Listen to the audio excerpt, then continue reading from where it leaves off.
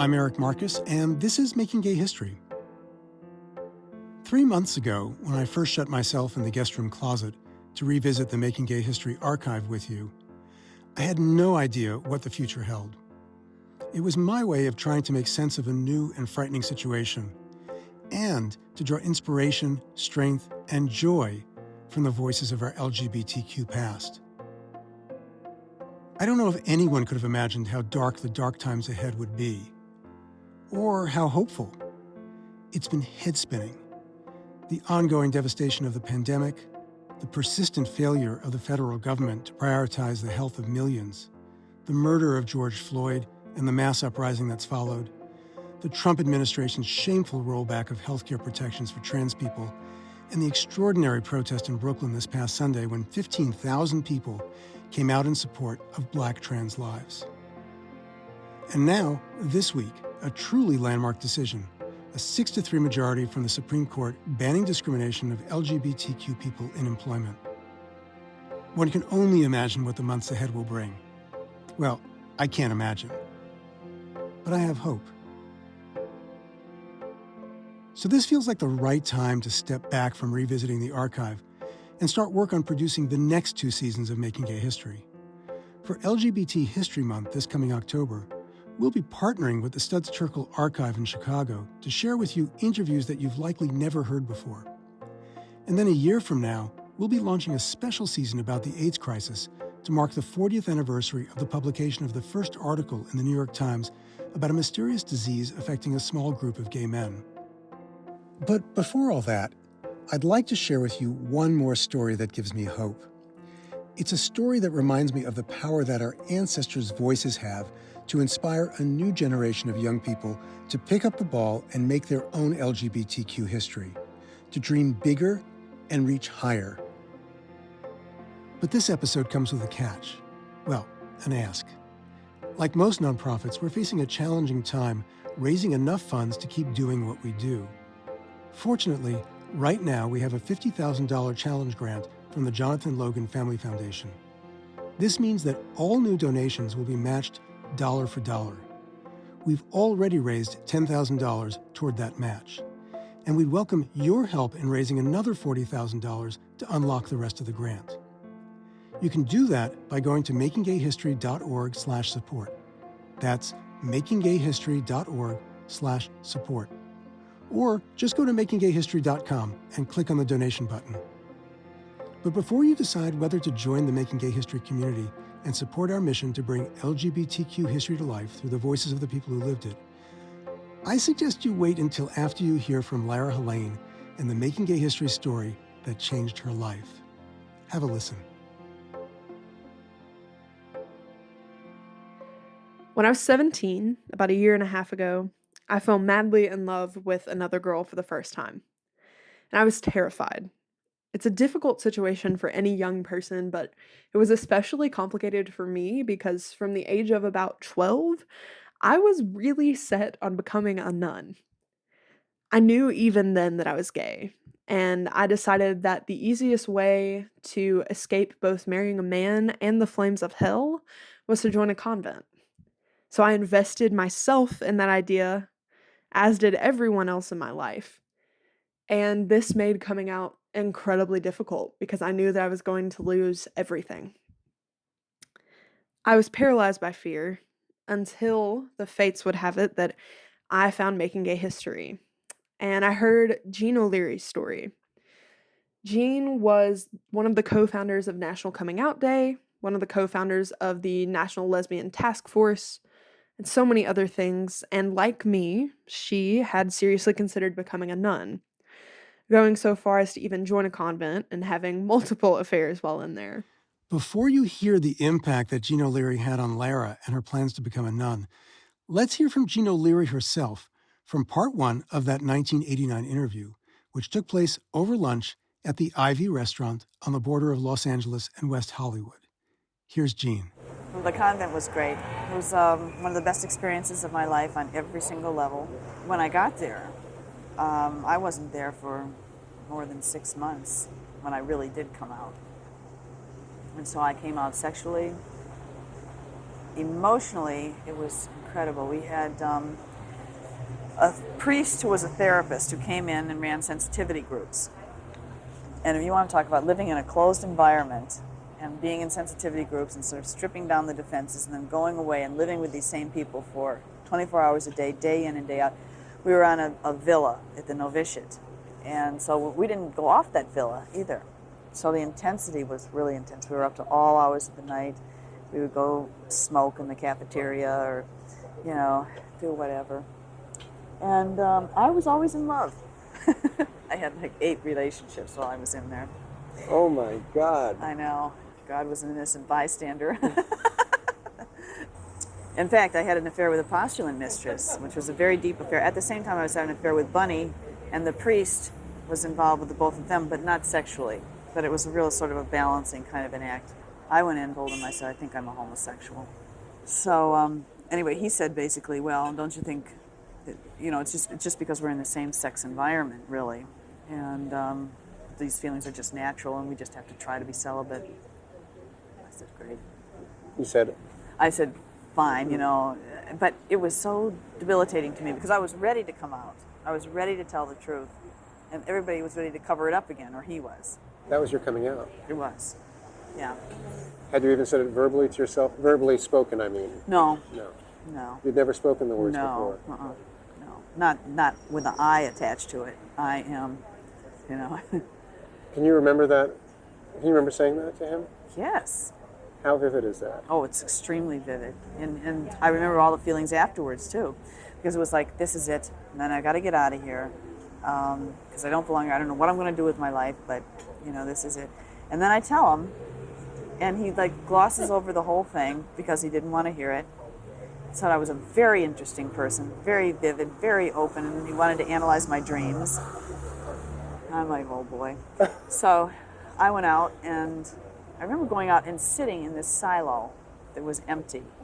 And it just was sort of not a personification, but an emphasis of what I was feeling in terms of the loneliness, the emptiness, the not being heard, the, oh my God, I finally said it, and this is what I get back. How did you get from that silo? How did I get from out of it? Yes. Oh, how did I? You must I have stayed thought around for a while. In the silo? No, in the convent. I mean, I don't remember how long I was in the silo.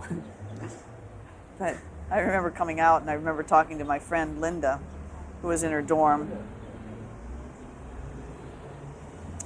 and almost telling her what had happened, but not quite. You weren't ready yet? Mm-mm. Especially now that I've been saved one more time, you know? Saved from the truth that I really wanted to. You know, I mean, everybody was in collaboration. It's like that conspiracy of silence. And even when you're ready to break out of it, it's not easy. People don't want to hear it. Jean did make it out of the silo and the convent. In 1971, she moved to Brooklyn to a studio apartment that came with a male roommate who turned out to be gay. Together, they went to their first Gay Activist Alliance meeting, and that was the beginning of Jean's decades-long involvement in the movement. In the end, Jean had no regrets about leaving the convent, but there were other things she regretted in her life, and you're about to hear one of those things. It's 1973, and Jean is at the Gay Pride rally in Washington Square Park in Greenwich Village. By then, she'd led a split of the women from the Gay Activist Alliance and formed a new organization called Lesbian Feminist Liberation. Jean's group was protesting the rally organizers' decision to include drag queens as part of the entertainment. While Jean and other LFL members were passing out flyers to the crowd, Sylvia Rivera took the stage and made her now famous speech. You all tell me to go and hide my tail between my legs. I will not longer put up with this shit. I have been beaten. I have had my nose broken. I have been thrown in jail. I have lost my job. I have lost my apartment for gay liberation. And you all treat me this way? What the fuck's wrong with you all? Think about that. The people that are trying to do something for all of us and not men and women that belong to a white middle class, white club. And that's what you all belong to. Revolution now! Give me a G! Give me an A! Jean was reluctant to talk about what happened. The Jean I was sitting with outside the Ivy was not proud of what her 25-year-old self had done. Oh, this is so embarrassing. You're not going to print this, are you? I hate this because, oh well, anyway. Let me tell you why it's important. What it shows is the evolution of thought and how we got to where we are now, why you think the way you do now. And you didn't come to where you are now without having gone through all Okay, of this. just so long as you can really put it in context. I will trust you more as we go along. The whole book, I have to put the whole book in context because some of the things people did and said, Yeah. they can't believe I what they know. said and did. I mean, this is really something. But this was at a time when the sexism was just rampant between men and women in the gay community. How did the sexism show itself? Well, it was blatant. It was the men actually treated women like surrogate mothers, lovers, sisters. The women's role should be respected, and that's where you are. There was few women in leadership positions, and they were consciously kept out of them. Because just as gay people, have to become visible in society, lesbians had to become visible because whenever people said gay, they always thought about gay men. We sat around actually for months and tried to figure out what were the women's issues that were different from feminist issues or different from gay issues. And quite frankly, to this day, no one has been able to come up with what those issues are. But it's a matter of attitude, it's a matter of positioning, it's a matter of respect, it's a matter of power, it's a matter of all those types of things, which are a little more subtle. And and visibility, of course, visibility. Just having people realize that there are lesbians in the world. And when you say gay, it has to include gay men and women. I guess the thing with the transvestite, I would never do this now, but in those days, it was like, well, here's a man dressing up as a woman and wearing all the things that we're trying to break free of. Such as? High heels, girdles, corsets, stockings, all the things that were just sort of binding women. And so we just decided to make a statement. We stayed up that night and typed up this little statement on the typewriter. We actually worked all night on it, and I'm sure it was just some small statement. Because we were knocking out theory at that time. So it wasn't just like we were, writing off a paragraph of something. I mean, we were actually creating theory. And the discussion was, well, but there are laws on the books in the state.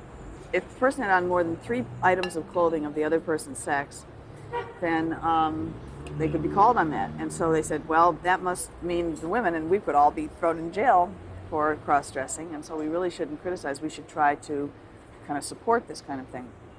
So then we decided that, okay, well, we're not going to attack cross-dressing. We'll attack men who do it for profit, as opposed to do it for a statement. So Dito Russo was a very good friend of mine, and we had a falling out over this issue, but he was still trying to accommodate. Actually, I think he helped me come up on the stage because I was not scheduled as a scheduled speaker. So I got up there. On the stage? On the stage. In front of how many people? Oh, I mean, tens of thousands, whatever it was. It wasn't, the 200,000 we have nowadays, but it was quite a few. And I remember that then I got up there, and this is a little hazy. I don't remember the whole thing because, you're in the situation. Lesbian feminist liberation negotiated for a week and a half, using the means that rational women and women have always used in the past, not disruptive means, to try to get up here and read a statement. We were told no, that there would be no political statements read today. Because one person, a man, Sylvia, gets up here and causes a ruckus, we are now allowed to read our statement. And I think that says something right there. Now, I'd like to go on and speak, but I have written here a statement that is backed up by 100 women. And this was voted on, so I'm just going to read this statement. So I read the statement. What did you say? Well, that we at the Lesbian Feminist Liberation protest the cross-dressing of men in women's clothes for purposes of profit. And we wanted to make that statement clear. When men impersonate women for reasons of entertainment or profit, they insult women. We support the right of every person to dress in the way that she or he wishes. But we are opposed to the exploitation of women by men for entertainment or profit. Men have been telling us who we are all our lives. They have tried to do it with scholarship, with religion, with psychiatry. When all else fails, they have used humor to tell us and each other who and what we are. What we object to today is another instance in which men laughing with one another at what they present as women are telling us who they think we are. We don't want to know. Men have never been able to show us ourselves. We are coming into a time and a place as women at which we can and do show one another who we are. Let men tell each other what they think of women. Let us tell you who we are. There was an incredible reaction, a lot of hostility. Men and women started fighting with each other out in the crowds. Physically or There verbally? was some physical, there was a lot of verbal. I don't know what happened after that. I remember I can leaving. tell you what happened. Okay, what happened? Another drag queen got up on the stage who was livid and referred to you as those bitches, I believe. Maybe that's what started the fight. Because he said that the Queen started the Stonewall riot, and you're not going to kick us out of the movement. I remember getting off the stage and walking through the crowd. I was alone for some reason. And everybody had gone every which way. And I guess we were going to meet over at Bonnie and Clyde's, which was right around the corner. And we went in there to meet. And I think that's where we heard that Bette Midler had come down to sort of smooth things over and sing, you know, you got to be friends. And how did that happen? I don't think I was there to see her actually do that, because I don't recall it. I just was like, okay, bye. It wasn't that I was running away from it. I really don't recall. But I remember I was out of there. It's like I'd done my thing, and now let's get out of here. Let's leave. This is hard. Looking back on it, why are you embarrassed by that now? Because I have since then, I mean, I've gone during the Anita Bryant campaign, for instance, down in Dade County, Florida. I used to go down there and help them with the campaign. And I'd stay at the Windward Hotel, which was just full of transvestites, transsexuals, wonderful, darling, lovable people that I got to know as people and got to know their lives and their stories and who they are, why they were. And, you know, you just, as you grow older, first of all, you learn more and you mellow in terms of your precision about what has to be exactly right and politically correct. And right now, it's hard even to be tolerant for myself of exact political correctness. And I know that I went through it, and I have to have patience with the people, you know, that come up now that are going through the same thing, because it's a process. It is a process.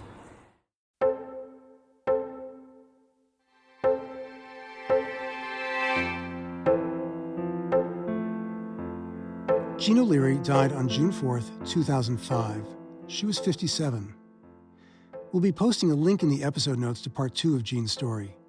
That's where you'll hear about the landmark 1977 White House meeting that Jean organized for gay rights advocates with the help of Midge Costanza, an advisor to President Jimmy Carter. What almost no one knew at the time, and you'll hear Jean talk about it in the episode, was that Jean and Midge were lovers. But of course, Midge couldn't be out back in 1977 because she would have likely lost her job. I remember hearing about that White House meeting in real time. I was in my first year at Vassar College, and I couldn't believe it. I couldn't believe it because I couldn't have imagined that we'd actually get a place at the table inside the White House, instead of just protesting outside the White House gates. When things happen that I couldn't believe would happen, like that White House meeting and this week's Supreme Court decision, it gives me fuel for hope. And young people like Larah Helayne give me so much hope too. And proud that this podcast and Jean O'Leary's voice has had such an impact on Larah's life.